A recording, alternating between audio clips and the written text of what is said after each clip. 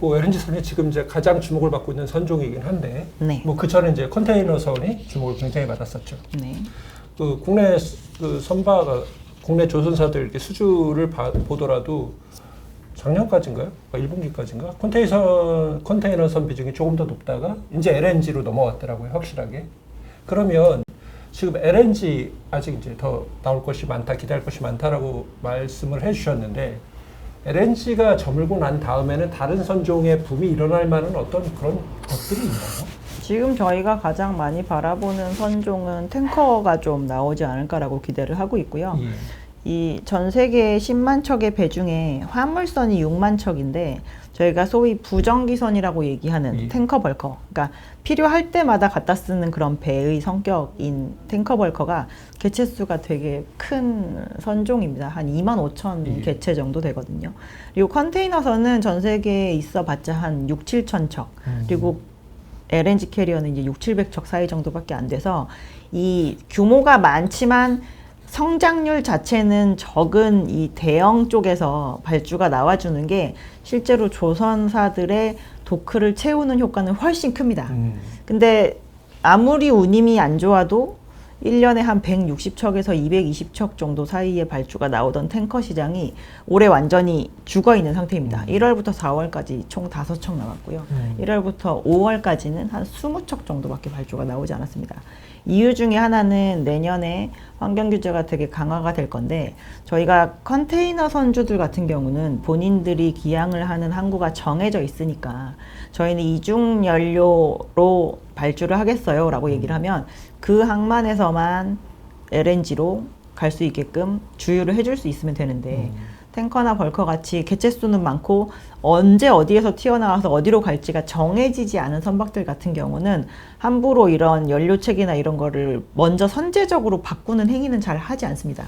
왜냐하면 저희가 대세로 자리 잡을 스펙을 알 수 없기 때문에요. 그래서 그런 데들은 관망을 하다가 규제가 변하고 나면 그 시장 안에서 대세가 되는 스펙에 대한 합의가 도달했을 때 그때 발주를 하게 되거든요. 그래서 지금까지 오히려 안 나오고 쉬고 있는 부정기 선종에 대한 발주를 내년에 기대를 해볼 수 있는 상황이라, 저희가 계속 되는 선종만 되고 이쪽이 안 되면 나중에 이 선종들이 실질적으로 시장에 많이 인도되기 시작했을 때 업황이 또 갑자기 안 좋아질 수도 있거든요. 그래서 그것보다는 이렇게 이쪽 선종 저쪽 선종 왔다 갔다 할 수 있는 룸이 아직 크게 남아 있어서 지금이 오히려 좀 기다리기 편한 국면이라고 볼 수가 있죠. 그러니까 지금 에너지 때문에 조선주들이 이렇게 다 붐을 이루고 있고 트렌드가 돼서 투자들이 다 거기에 관심을 갖고 있지만, LNG로 끝나는 것은 아니고 그 다음에 이어질 것들은 있긴 있다, 남아있긴 있다. 특히나 LNG 캐리어 같은 경우는 만약에 어떠한 조선업체가 도크가 4개라서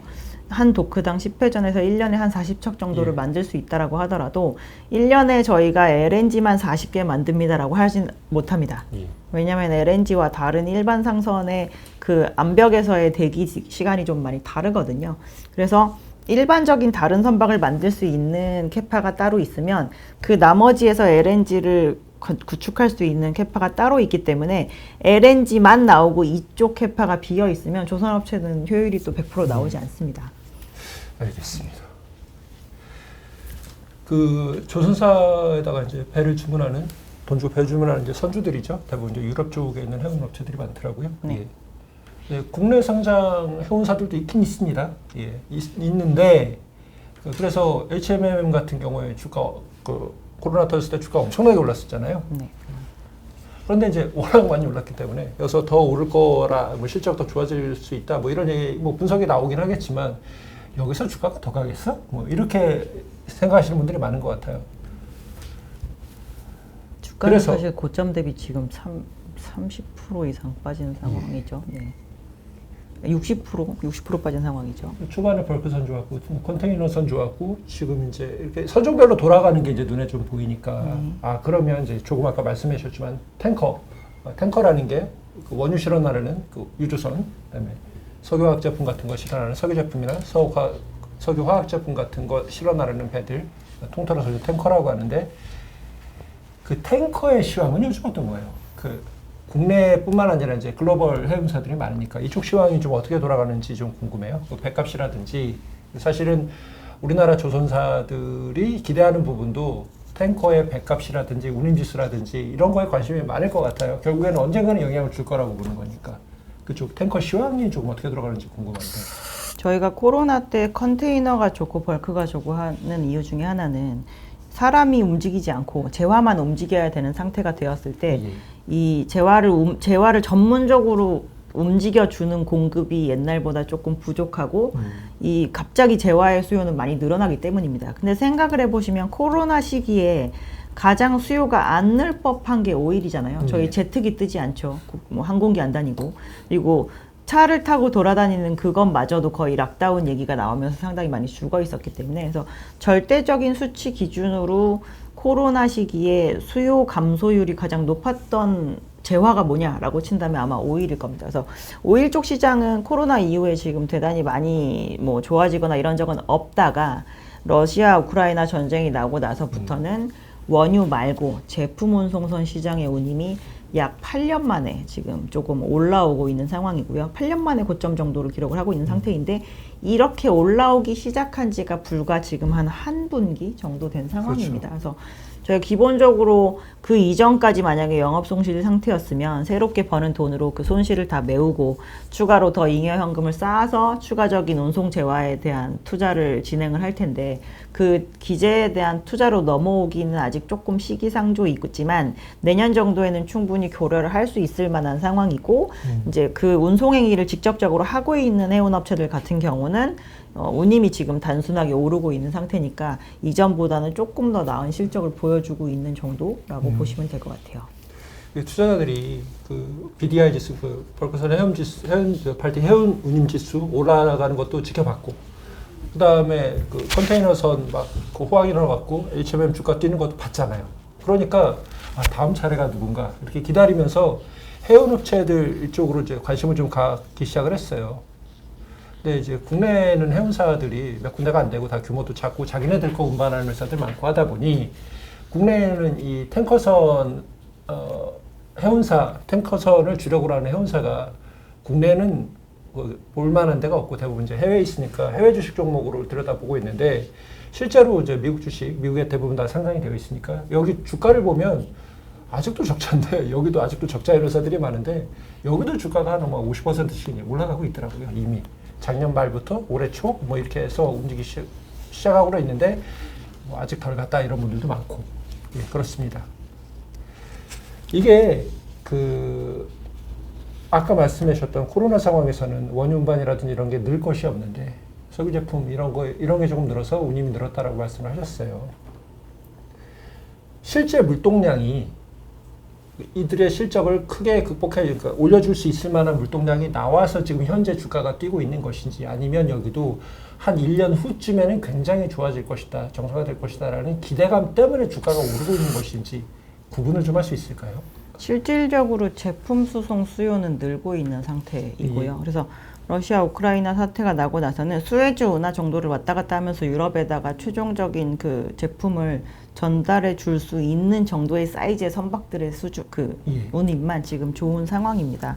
그리고 아까도 말씀드렸지만 부적이 선주들은 호황기가 되어서 추가적으로 배가 많이 발주가 안 된 상태라고 말씀을 드렸는데 그래서 23년, 24년, 25년까지 인도될 벌커 탱커가 지금 별로 없는 상황입니다. 그래서 선박이 인도가 되지 않으면 당연히 중간중간 해체는 되는데 인도되지 않게 되면서 공급은 상당히 쇼티지가 되고 다시 리오프닝이 되면서 결국에는 오일 수요는 늘어나게 될 텐데 그걸로 인해서 수급적인 그러니까 수요와 공급 사이에서 누가 우위냐라고 보면은 당연히 수요가 우위인 상황이 한 3년 정도 지속이 될 가능성이 있는 상태이고요.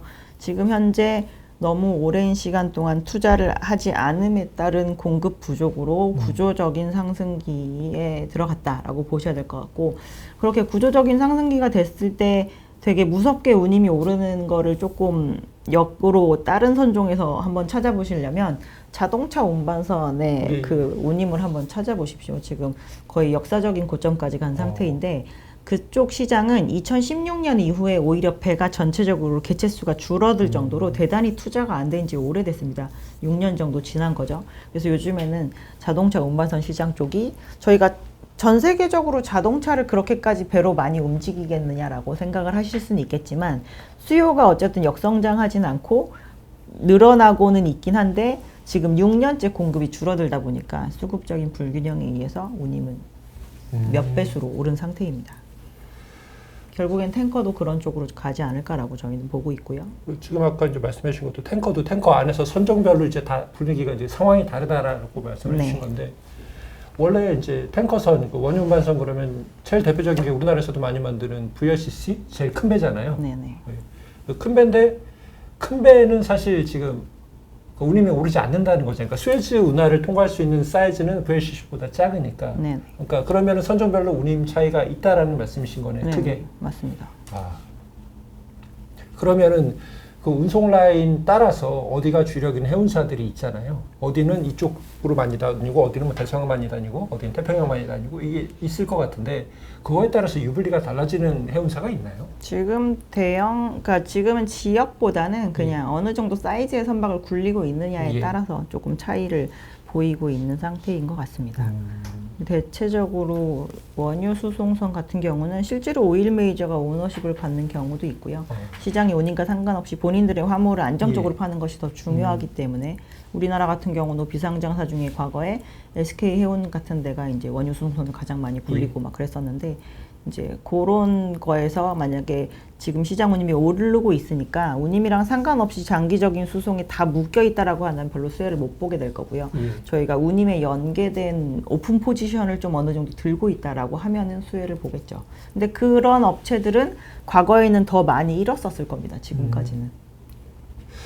지금까지 설명해 주신 내용들 중에서 조금씩 얘기가 나온 것 같은데 그러면 실제로 해운사 주가가 오르면 선박 발주, 그러니까 이것과 관련된 지금 이제 탱커 주가가 최근에 이제 계속 오르고 있으니까 탱커 주가가 오르면 탱커 선박의 발주가 늘어날 거라고 기대를 할 수 있는, 그러니까 서로 간의 인과관계가 분명히 있긴 있는 건가요? 네네. 당연히 그렇죠. 저희가 영업현금을 가지고 운송 기재에 대한 투자를 계획하니까요. 조선업 같은 경우에 사람들이 많이 기대하고 있는 것 중에 하나가 그런 것도 있습니다. 그러니까 지금 조선주 주가가 오르기는 했는데 이게 업황이 이제 사이클을 그리는데 이쪽 조선 섹터의 업황 섹터가 한번 그러니까 호황이 돌아오면 불황도 오래 갔지만 호황이 돌아오면 꽤 오래 가더라고요. 그러면 지금 주가가 이제 꽤 올랐어요. 뭐 일부 투자자들은 아직까지 성에 안 찬다 이런 분도 있긴 하지만 꽤 올랐어요. 그러면은 이 오른 주가도 사실은 얘네들이 정말 기대한 만큼의 어떤 발주를 해서 납품을 하고 실적이 나오면 아직도 올라갈 수 있을 만한 룸이 한참 남아있는 상황이기 때문에 지금 주가는 굉장히 싼 거다. 이렇게 볼 수도 있는 건가요? 저희가 지금까지 몇 년 동안 수주를 해서 건조를 진행하면서 영업 수익을 얻어가지고 자본이 더 느는 구간을 못 본 지가 한 7년 가까이 되는 상태잖아요.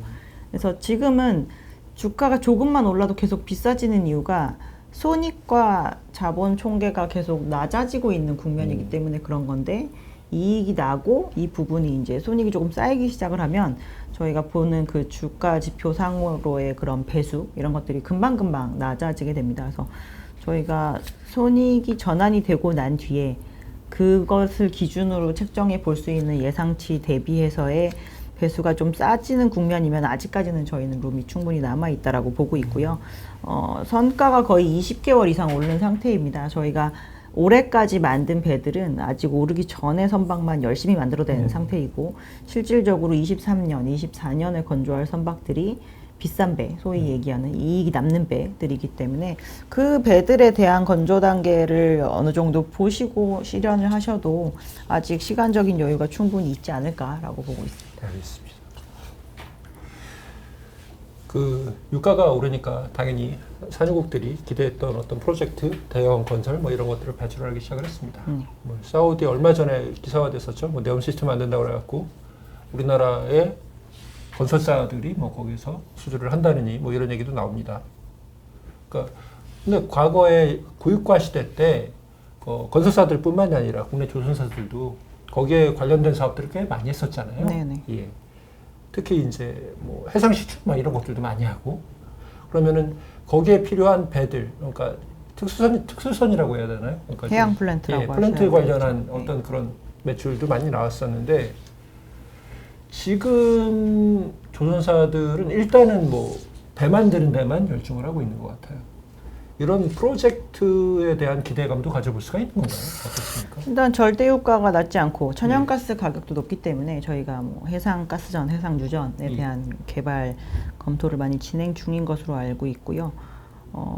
가스전 개발에 본격적으로 들어가면 드릴십 말고, 그러니까 시추를 하는 것 말고 생산하는 설비들은 보통 투기적인 수요가 없이 그냥 정말 실수요만 발주가 됩니다. 그래서 그런 것들이 나와주면 1년에 하나 정도는 뭐 해양 플랜트의 생산 설비를 수주를 할 수 있는 룸이 있다라고 지금 국내 조선 업체들이 다 어느 정도의 여지를 가지고 있는 상태이기 때문에 수주하게 된다라고 하면 뭐 가동률 자체가 일단 올라가는 효과가 있을 것이고 저희가 과거에 2015, 16년 사이에 해양 플랜트에서 오는 적자를 거의 5조 가까이 실현을 했던 기억이 있기 때문에 어떤 식으로 수주를 진행하고 어떤 식으로의 그 설계사 그리고 결국 마지막에 인도하는 그 순간까지 책임 소재에 대한 부분을 조선 업체가 어느 정도까지만 져야 된다, 이거에 대한 학습이 확실히 되어 있는 상태입니다. 그래서 이전보다 해양 플랜트까지도 수주를 한다라고 하면 뭐 이 행정적으로 진행하는 데 있어서의 효율도 옛날보다 훨씬 높을 것이고, 그리고 조선 업체가 가지고 있는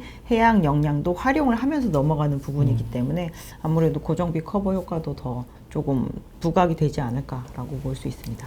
건설사들도 마찬가지인데 대형 건설사들도 옛날에 뭐 중동에서 크게 사업을 벌였다가 대규모 적자가 나갖고 한 번에 다 털어라 빅패스 내고 그랬었습니다. 조선사도 사실은 그때 만들어 놓은 것 때문에 그 인도를 안 해가는 바람에 적자가 크게 났었고요. 한 번 되었던 것에 대한 어떤 두려움 같은 건 없는 건가요? 그래서 그때 어떤 식으로 진행을 해야지 앞부분에서 그 바로 전에서 저희한테 넘겨줘야 되는 부분을 만약에 앞에 업체가 잘못했을 때 조선소가 어떻게 대응을 해야지 손실을 입지 않는지 뭐 이런 거에 대한 부분이 확실히 좀 진행이 됐고, 저희가 2010년 전후로 해서만 해양 플랜트를 한 게 아닙니다. 2000년대 초부터도 시장에 드릴십이라는 게 있었고 FPSO라는 게 있어서 그거를 뭐 그때는 이제 빈도가 낮았죠. 발주가 되는 빈도가 낮았기 때문에 하나 해보는 게 매번 스터디 비용이 많이 들어갔었지만 지금은 이미 이제 그거를 양산 단계로 어느 정도까지 해야 되는지에 대한 스터디도 충분히 되었고, 그리고 조선 업체들이 앞으로도 단순히 선박만 만드는 거 가지고는 고부가가치 설비에 대한 노출도를 더 줄여갈 수도 있다라고 보기 때문에 이제 그 부분도 자기네들이 갖추고 가야 될 일부 역량으로 생각을 하는 것 같습니다. 조선사들이 그 어쨌든 지금 현재 만들고 있는 배는 최근에 수주한 배 가격보다 훨씬 더 싼 배를 만들고 있는 거니까. 네네. 예, 그렇죠. 그래서 재무제표에 찍히는 숫자들도 아직까지는 뭐 그때 것들이 이제 반영이 되고 있는 거겠죠. 네네. 그래서 아직도 실제 숫자들이 폭발적으로 증가하는 것 같지는 않습니다.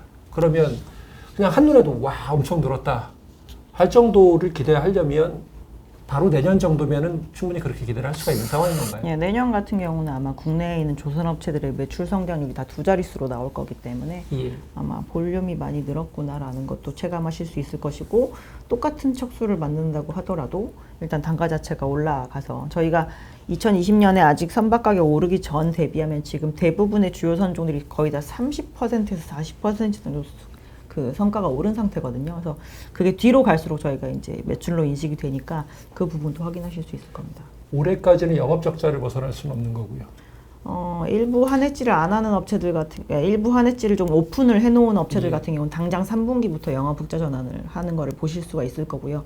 연간으로 합산했을 때는 좀 보기 어려울 수도 있겠죠. 그 왜 배 만드는 게 아파트 짓는 거랑 비슷하다고 하잖아요.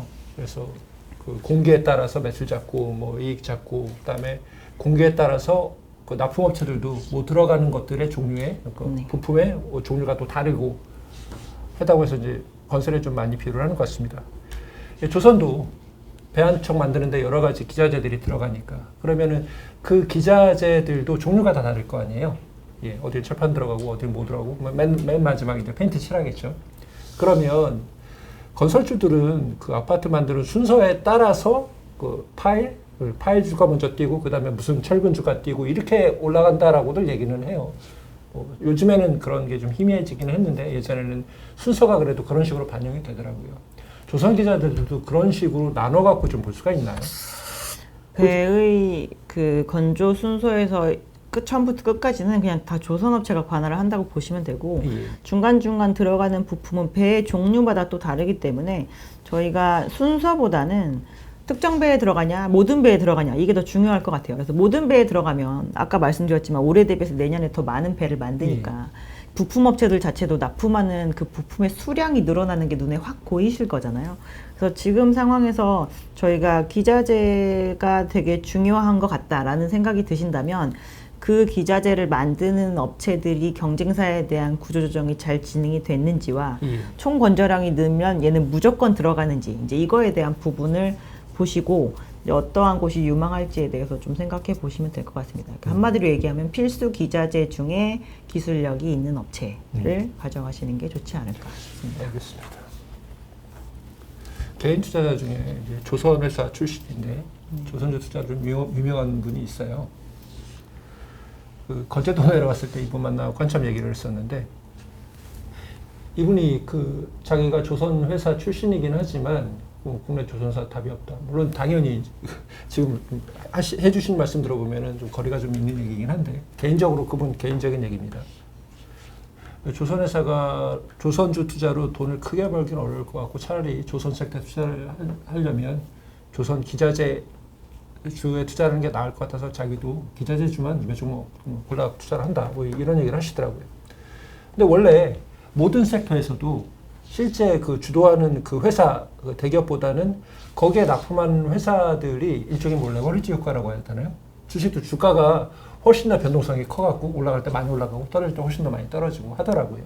뭐 그렇게 접근한다고 하면은 뭐 일리도 있을 것 같긴 합니다. 근데 어쨌든 그 대기업에다가 우리 제품을 납품하는 갑과 을의 관계잖아요.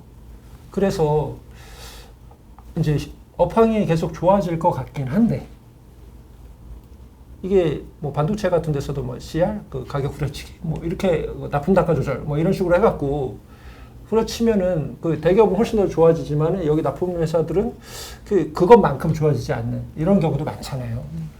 조선 섹터에 대해서 조선업계에 대해서는 그 부분에 대해서는 잘 알지 못해서 이쪽도 다른 업계 안에서 존재하는 갑과 을의 관계 이런 것들이 좀 명확하게 나타나는 편인가요? 조선업체가 없는데 독야청청 잘 사는 기자재 업체는 없겠죠. 예. 절대적으로 조선업체가 저희가 봤을 땐 갑이라고 보고 있는데 이제 이 산업에 답이 없다라고 보시는 그 기간은 이제 과거 한 8년 정도는 실제로 답이 없는 것처럼 보이셨을 것 같아요. 저희가 이 100이라는 배를 만들 수 있는데 시장이 주구장창 발주를 8 정도밖에 안 주는 거죠. 그러면은 그 뭔가 다들 빈 공간이 있어야 되기 때문에 조금이라도 물량을 더 확보하기 위해서 엄청나게 저가 경쟁을 심하게 했을 거잖아요. 그럴 때는 산업이 성장할 수가 없습니다. 그래서 실제로 대표적인 그 특정 선종을 하나 말씀드리면 전 세계 크루즈를 만들 수 있는 조선업체가 정말 몇이 안 돼요. 근데 그 업체들의 글로벌 캐파가 1년에 한 12대 정도를 뽑아낼 수 있을 정도의 캐파입니다. 근데 1년에 12대가 나오는 경우가 잘 없어요.